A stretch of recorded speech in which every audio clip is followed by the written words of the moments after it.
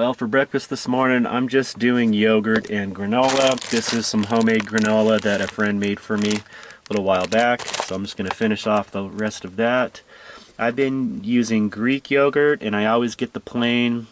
Most other yogurts that are flavored have way too much sugar in them. And I really actually just like the flavor of plain yogurt, so I've been getting this brand. It's fairly cheap. I really like it. Okay, so I've got the granola all mixed in there, just sprinkle a little bit on top as well. Got some nice red seedless grapes. Gonna call that breakfast.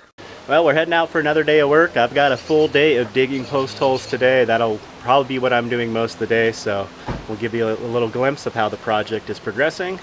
Otherwise, we're gonna just try to pace myself. It's gonna be a hot one. Got plenty of water and food, so away we go.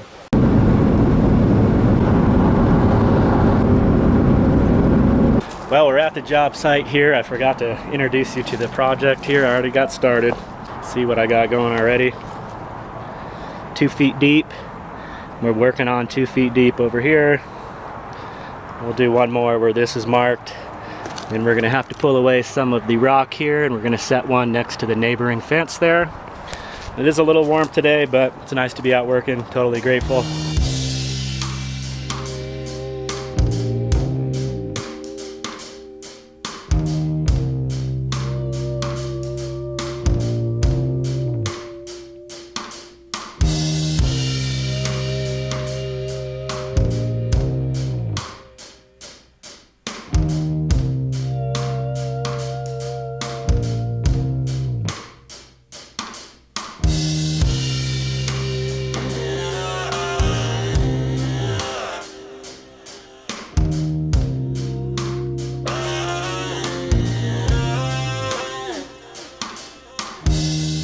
Alright, well, it's lunchtime. It's time to take a little break.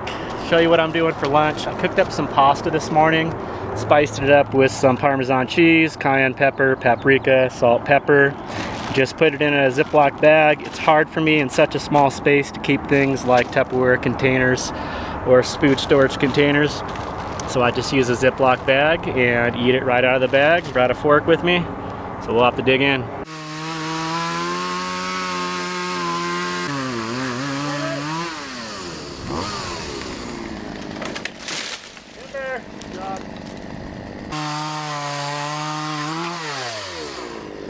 Okay, the boss says it's quitting time. I made quite a bit of headway today. Basically just got to finish off this last hole. We got all the other ones done. I did not think I would get that far. So we did a total of 1, 2, 3, 4, 5, 6, 7, 8, 9, 10. 10 and a half holes. That was a good day's work. I am beat though. I'm gonna get some rest, get some food in me. We'll be back again tomorrow. Alright guys, so we're coming from our job and spotted this van a couple days ago.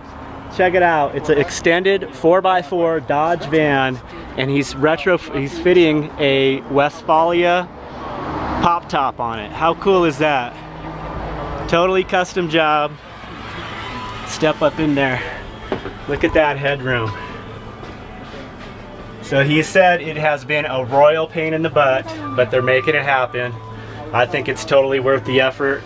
They said that cutting the hole was the easy part, then they tacked in some reinforcement all the way around. And they're gonna try to actually use, basically he found a Westfalia that the guy was gutting and parting out. So they're gonna use the couch from the Westfalia. He did have to replace the fabric and all the seals on it, but the hinges and the top itself, he rhino-lined the top. It was in pretty rough shape, but I think it's a wonderful idea. He's got kids, a wife and kids, so it's gonna be their family campmobile. Give you another shot outside. You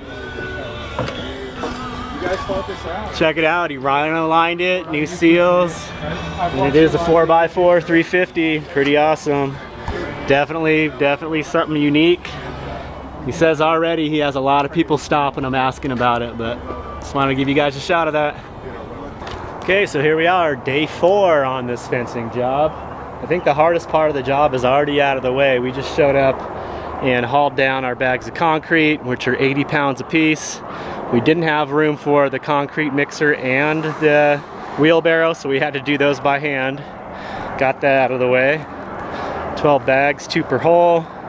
We won't be finishing the whole project today. We'll get a good start on setting these posts. This is our little concrete mixer here, so that should come in handy. We mixed by hand in a wheelbarrow yesterday.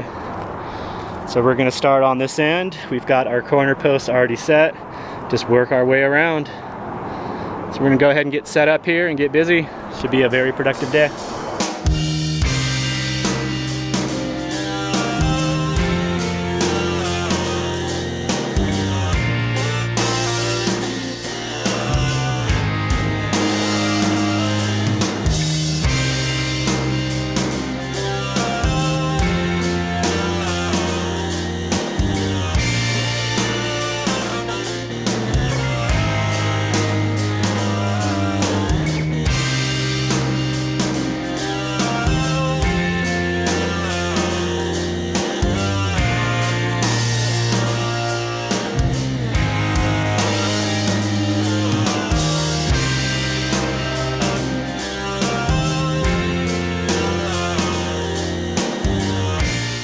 All right, so we're wrapping it up today. Got a lot done. Got all the concrete poured and all the posts all the way up here. So we'll be able to let that set. We won't be back till Monday. We're gonna take Sunday off, so these will all be set very well. This one took an extra bag because we had to dig a big hole. There was a bunch of rocks in there. So feeling good about it. Very productive day. It's time to go relax. Well, we're down here at Deer Creek, goofing off after work, checking out the kite boarders. Check this out. Got a good wind today, so there's quite a few people out. Guys just going in here. A couple people out already, and we got a few people setting up over here. And the Rot brought a training kite out, so I'm gonna try to fly one of these kites. If I get the hang of it, maybe one day I can actually try kite surfing. Be fun. So depending on how the wind is, one side can be pull harder than the other? Or is it typically... Usually equal. Okay. You got the wind at your back. And when there's a gust, just like when you're out on the water or the snow, you just go straight up. It's kind of like taking off the gas.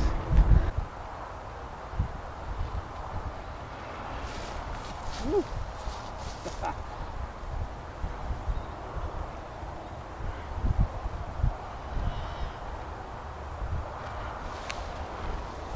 I've seen some guys, I'm watching them, and they got like the bar can spin free in their hands.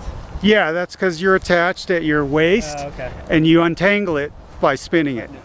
And you can spin it. It'll fly the same way whether the lines are tangled or not. Yeah. You're still pulling on one end or the other. All right, so I think I'm sold on the whole kite thing.